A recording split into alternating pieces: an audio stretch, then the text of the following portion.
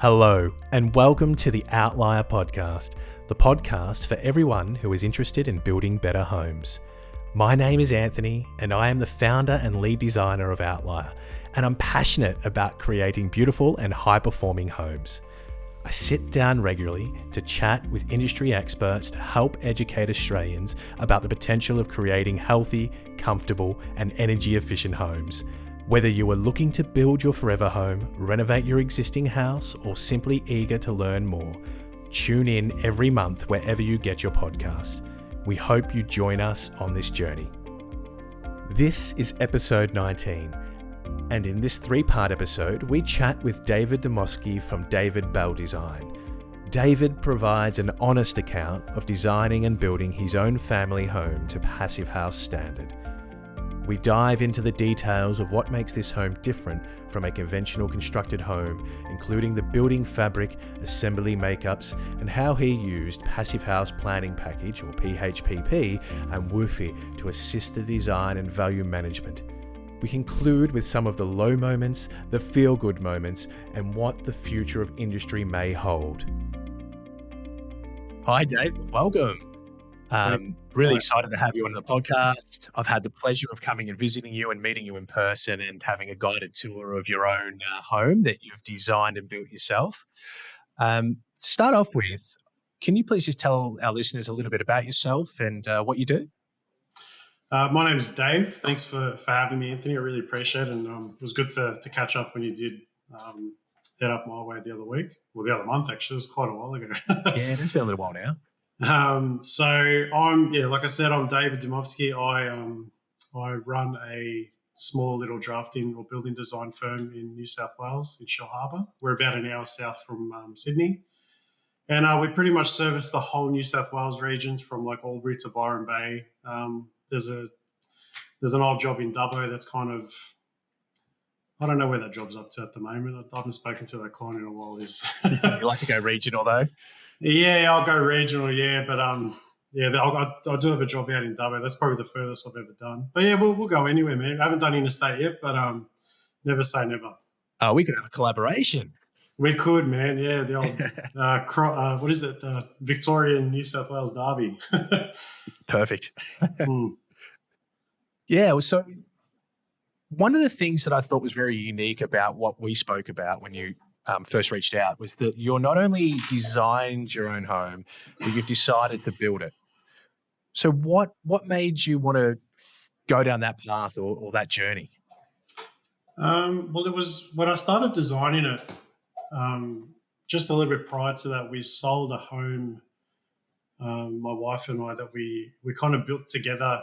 That was our first owner-builder experience with my in-laws. So this wasn't your first owner-builder experience?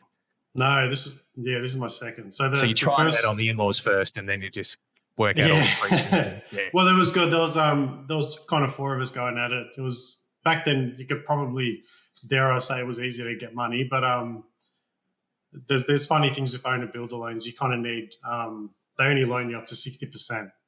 Okay. Most banks. So that's an interesting little side note there. But we ended up selling that home. We made a little bit of money out of that, and then we decided to try and go a little bit more rural in a little town called Jamboree. I don't know if you went there while you were up here, but I didn't have the pleasure. It's nice. It's but really don't hold nice. back on the details, because I'm sure there are a lot of people considering whether they want to be an owner-builder, and all of this stuff's really valuable to them. Yeah. Well, we can get into the whole trying to get finance thing as an owner-builder. But yeah, so we tried to get into Jamboree. We got mucked around for about 2 years or so just by this real estate agent that was trying to sell us this land. And then my wife kind of got sick of that and pulled the pin and said, we have to, we got kids now, we have to kind of get a house. And I'm like, okay. So we bought a block of land in, again, in Shell Harbour. It's like a suburban area, so not rural. That dream had to be put on the burner for a while. Mm-hmm. And we started designing and building. So okay, yeah, so there's one more very unique factor to consider here is this isn't just your average construction, standard construction. This is actually going to be a certified passive house. Yeah, passive. We're aiming for Passive House Plus. So I think I got certified in 2020 as a Passive House designer. I've got other than my house, I've got one in Shell Cove, which is it's not a certified passive house, but it's it's using the principles and it's performing absolutely flawlessly. Like my client is like messaging me every couple of weeks, like, oh, it's 36 degrees outside and it's only 23 inside and it's really good. And I'm like, oh wow, that's no air conditioning as well, which is fantastic. So I've got one under my belt there.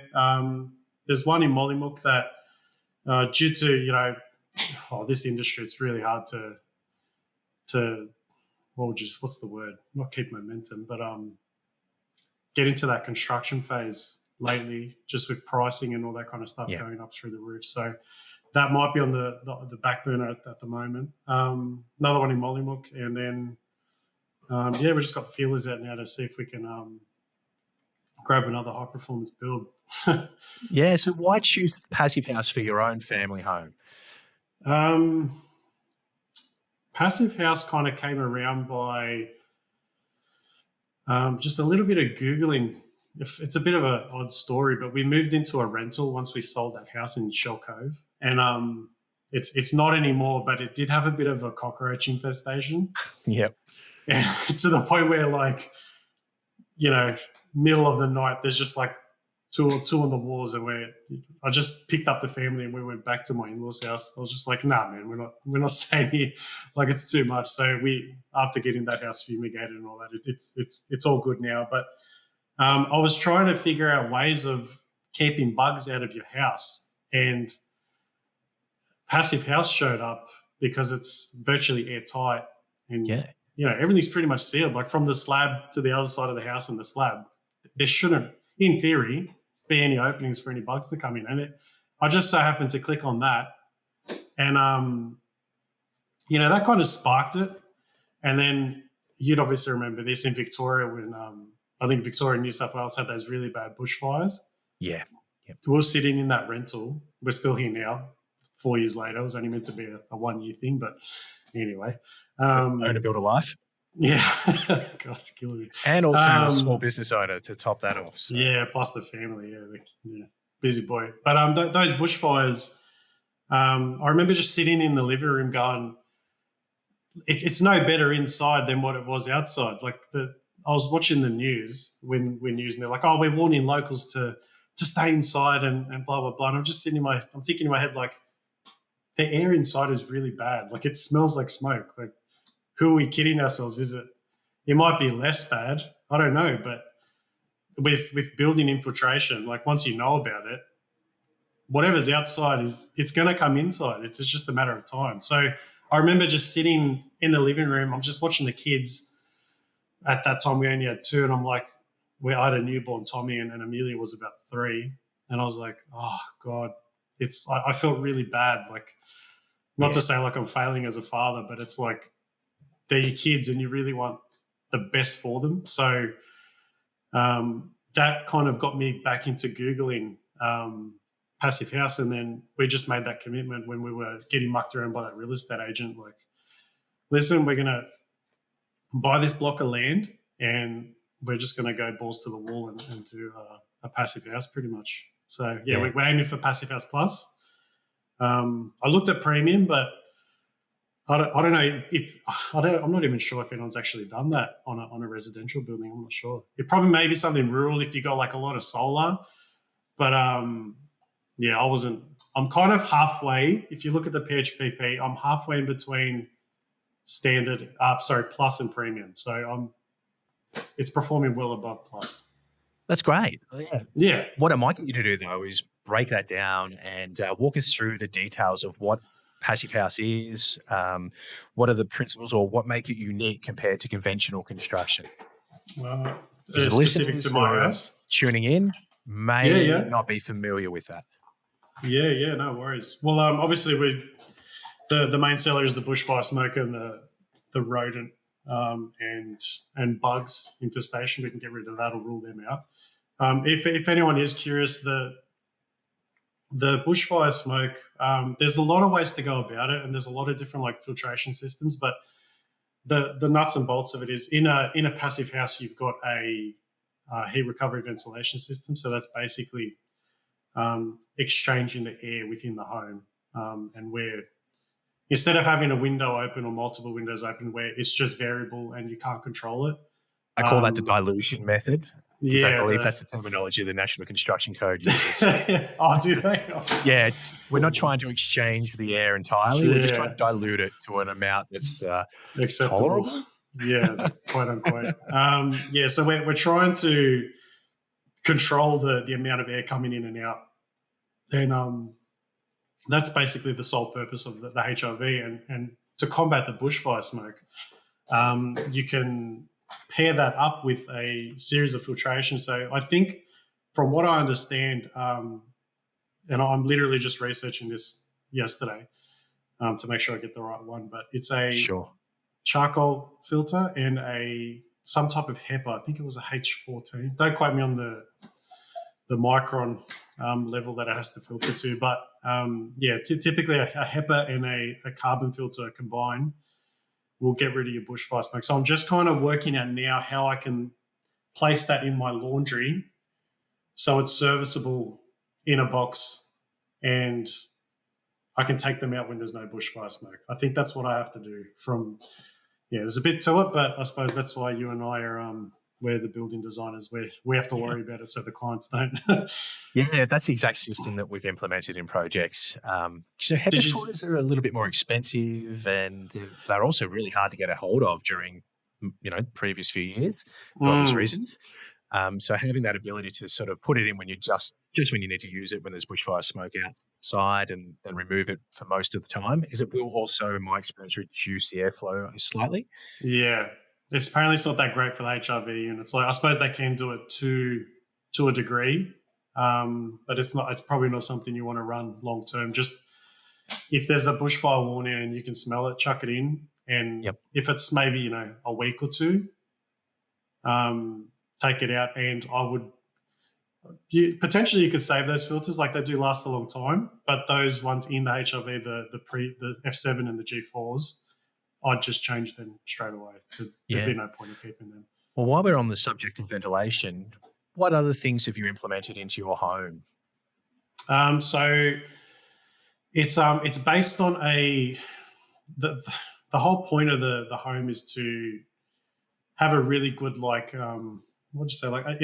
it has to stand as an example as to show people in the local area of what they can achieve with very leaning on standard construction practices. We're not doing a SIPS build or hempcrete, stuff like that. It's nothing crazy. It's just literally a 90 mil frame, and we just add on to that. Which doing this whole experience, there's ways where I could probably even improve it now. But the things that kind of set my house apart, we're using a wood fiber. So a lot of imported products, unfortunately, this kind of stuff just isn't made in Australia yet. But I'm using wood fiber insulation. So within the 90 mil cavity, we've got the Styco wood fiber bat. Yeah, it's just picture a pink bat but made of timber and a lot thicker and denser. And on the outside of the building, we've just attached 40 mil kind of like a Styco board. It's very similar to the external face of the frame. That's kind of acting as a thermal break. So we're cocooning the whole frame. Timber doesn't have a really bad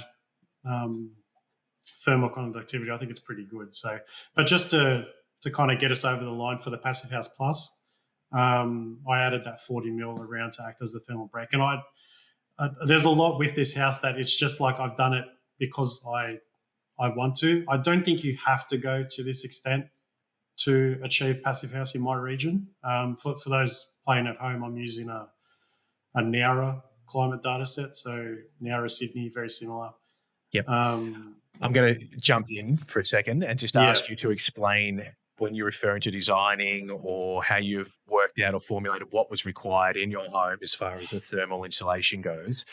So there's a software package called PHPP or Passive House Planning Package.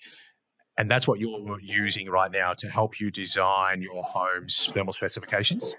Exactly. So think of it as I think a lot of people are familiar with BASICs. So that's like a state-based system. Do you have BASICs in Victoria? We don't. New South Wales are the only state that use BASICs. It's great. a NatHealth assessment for the remainder. Yeah, we're so How lucky are we? Oh, God. Actually, there's a bit of news on BASICs as well. But so BASICs is basically just a really, we'll say fundamental, basic way of assessing your home's energy performance. There's a new system out now, which I haven't mucked around with yet, but apparently it's a little bit better. I'm not sure. So we have BASICs in New South Wales. We have NatHealth in New South Wales, which is one level up, I would consider. And then in my own personal opinion, it might not be everyone's opinion, but the PHPP or the Passive House Planning Package kind of trumps them all. And you can love or hate that comment. I'm sure really. I'm sure there's a lot of people that might disagree, but in my opinion, it's very thorough. It uses very good building physics calculations. It's probably the only way to do it properly, and it can be cumbersome for those that have used it. But that's probably the best thing we've got so far. I've used that to determine the components that I use in the wall system. So, for instance, I could take my wall assembly, and we have to keep in mind that the climate data of where the house is going to be designed is in the PHPP. I can manipulate that PHPP and say, like, okay, well, maybe I put a 60 mil board on the outside of my wall and then compare it to a 40 mil board, which I actually did. And I chose to go the 40 mil. A, it's cheaper, and B, the difference was virtually negligible. You're now using the PHPP as a value management tool as well, not just design. Yeah, exactly. Yeah, you can save a lot of money. Another example of that was I had another 40 mil board that I was going to put underneath my master bedroom because that sits above the garage. So I had 300 millimeters of blow-in cellulose, like recycled newspaper. Yeah. So that was all installed. That's sitting underneath my master bedroom. And then I thought I had to add another 40 mil layer. It was mainly for soundproof, but then I realized that once I had done the cellulose, it was very quiet. Like I couldn't hear nothing inside. So then I went back into the PHPP a couple months later, and I just removed the 40 mil, and it didn't really change too much. Like I just decided to take the hit, thermally speaking. So that was something that I probably didn't have to order if I had just kind of looked. And you've started construction at this point, right? Like just to clarify. Yes. So at this stage, at the time of recording, I am getting my final electrics in. The plumbing's done, and we are pretty much just pre-plaster. So I've put a bit of FC sheeting in the wet areas. I've done that last week, and we're just getting ready for plaster. To be clear, it's been just over 2 years of building. So 1 year of design, 2 years of building, and within that 2 years, we've had.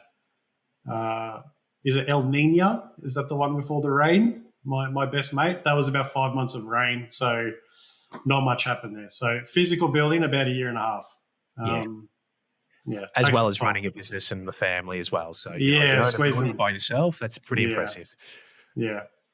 I wouldn't mind if you could continue on and just talk us through how you've used the PHPP, how you're implementing that as you're going through construction, and more just touching on the principles of Passive House and how they're implemented in your home and what you've done.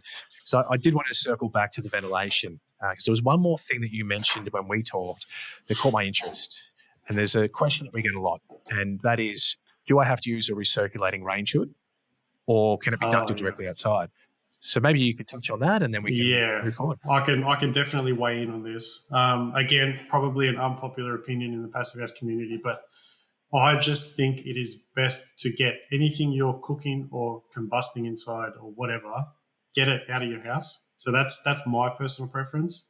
A lot of people do choose to use recirculating systems with charcoal canisters. And the whole point of this is you have to remember the HRV system. It's bringing air in, but it's also taking it out. And one of those points where it takes it out at is in the kitchen. And the last thing you want running in that extract line or in that duct is, greasy, oily air. That's just going to get in that line and it's just going to mold up. I've seen photos on the internet. It looks terrible. Like it would be so hard to clean up. So my opinion is to just completely remove that, eliminate that problem, and pump the air out just like a normal build, a conventional build. Again, keeping conventional. We just hook the range hood up and get it outside. And then to combat that pressure difference, because you have to think, if you're removing air from your range hood, you're essentially creating like a negative pressure zone, and that might start borrowing air from your HRV at some stage. So to negate that, we bring air in a make-up air system. There's a lot of people out there that might not do the maths on it or whatnot, but I've done a fair bit of. I've got a mechanical engineering background, so I've done a bit of calculations on it. And there's two trains of thought behind this. It's someone will put in a make-up air system.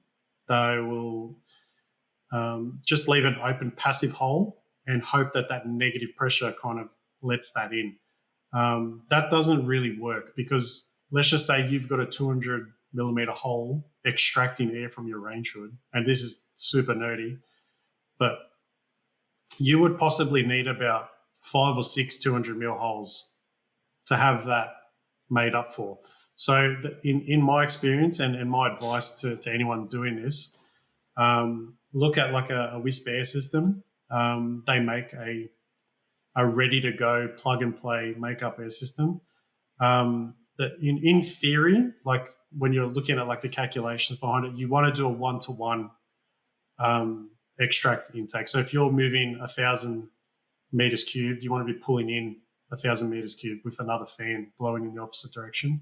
The Wisp air, I think from memory, it's moving about 850 out and 550 in. But that's done on purpose to kind of use like a scavenging effect to get that air in. So that's my kind of take on it.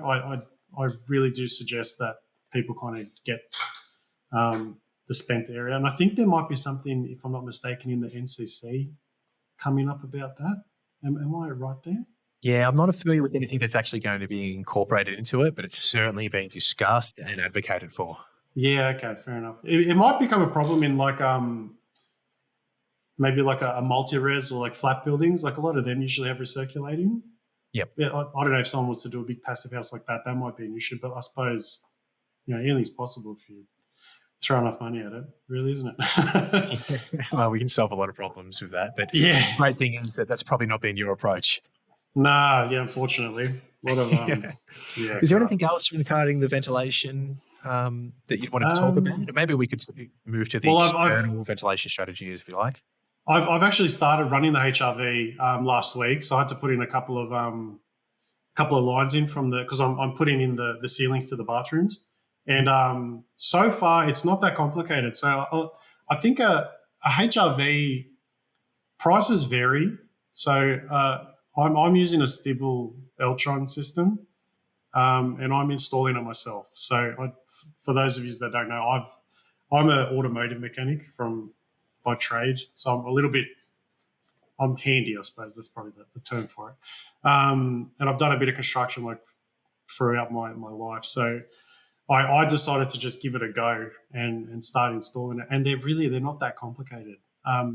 If you can like read their design documentation and you're pretty handy, most people can install one. Do I recommend it? I don't know.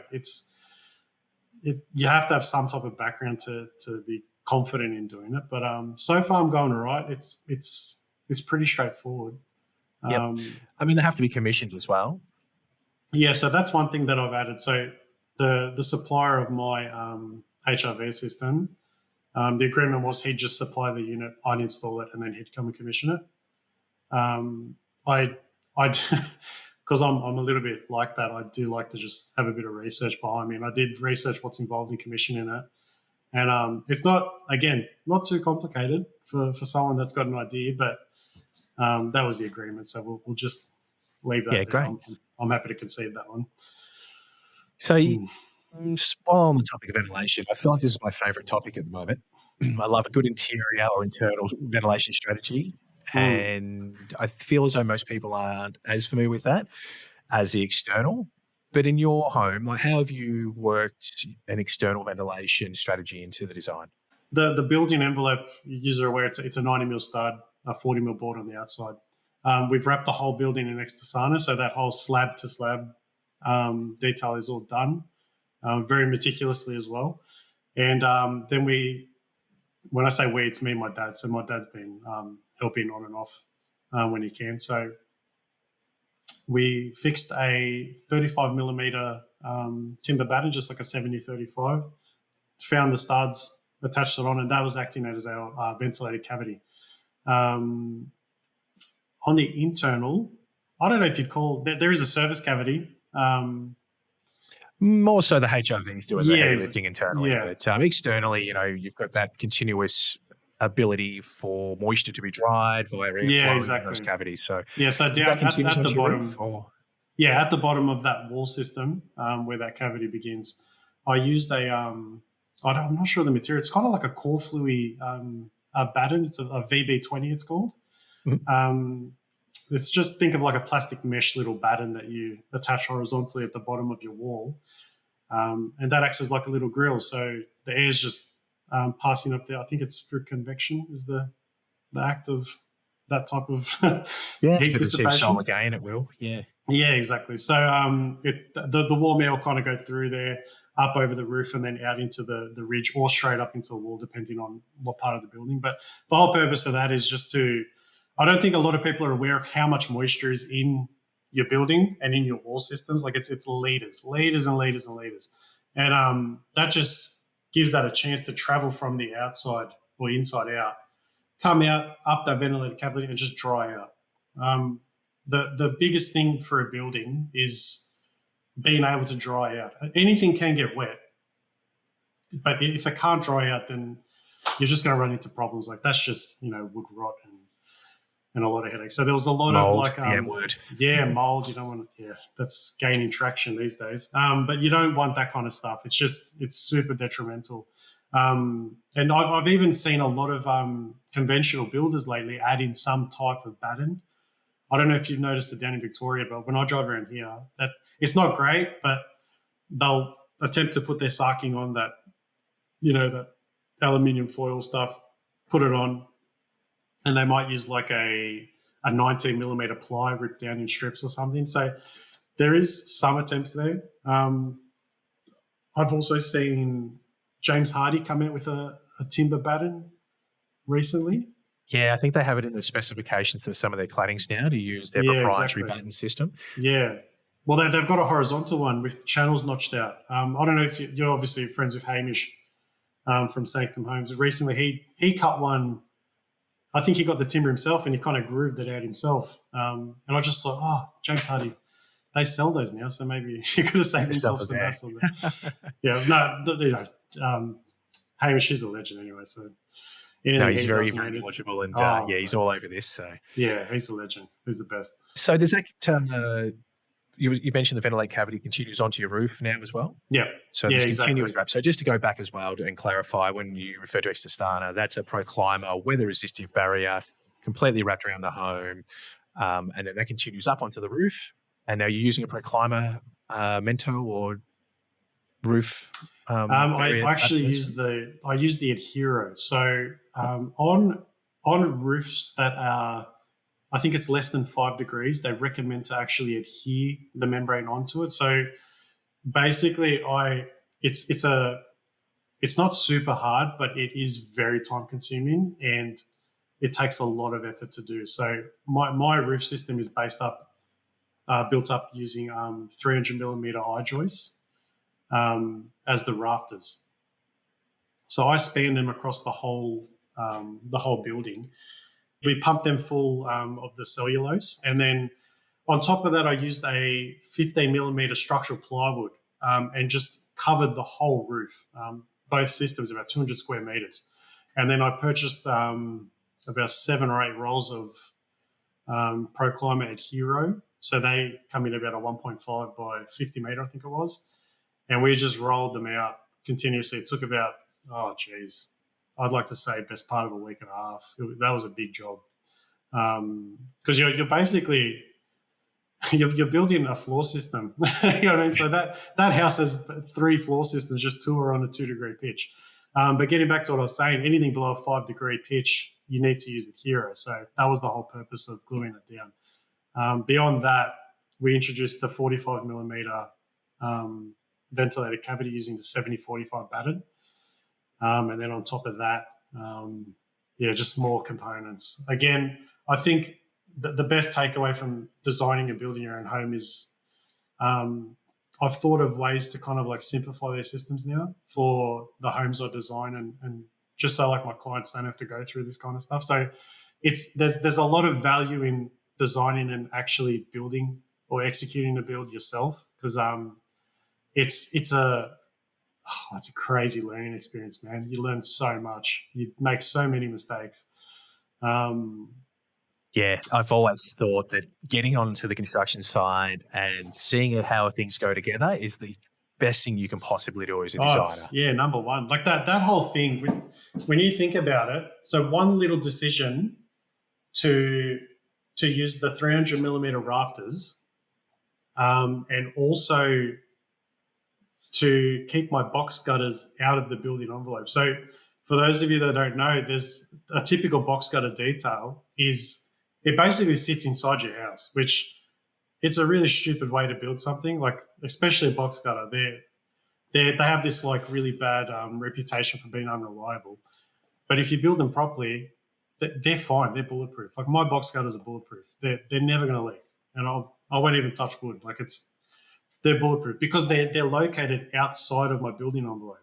There's a nice good layer of Hero behind it. So if you detail things correctly, and people can jump on my Instagram, there's a couple of like examples of how I detailed some box gutters on there. You can make stuff like that bulletproof. And again, that's just taking a conventional building technique like a box gutter and seeing like, okay, well, you can do it a little bit better. Do you know what I mean? Yeah, it comes back to that order of importance, and it's always bulk order. It always, 100%. So it was more important to me to get that box gutter out of my thermal envelope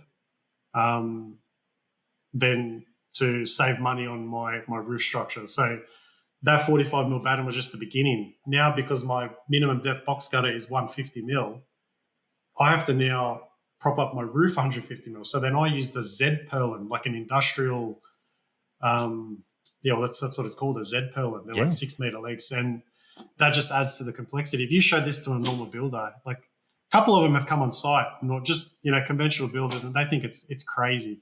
It's but that's what you got to do to build a house properly. To do it properly, it's you can't follow conventional building techniques. It's just not. You'll get a house at the end of it, but it won't be. That's one of my missions. I've got to try and find conventional building practices, and then we just tweak them to get them to work. Yeah, you're exactly right. You have to tweak them. Yeah, you have to tweak them. If you don't tweak them, then it's just, that's what I'm kind of leaning on as well. Thank you for listening to the Outlier podcast. You can find helpful links and contact information regarding this episode in our show notes and on our website, outlierstudio.com.au/podcast. If you like our show, please leave a review and make sure you subscribe to never miss a new episode. If you have further questions for us or would want to share some additional feedback, please feel free to DM us on Instagram or Facebook. Until next time on the Outlier podcast.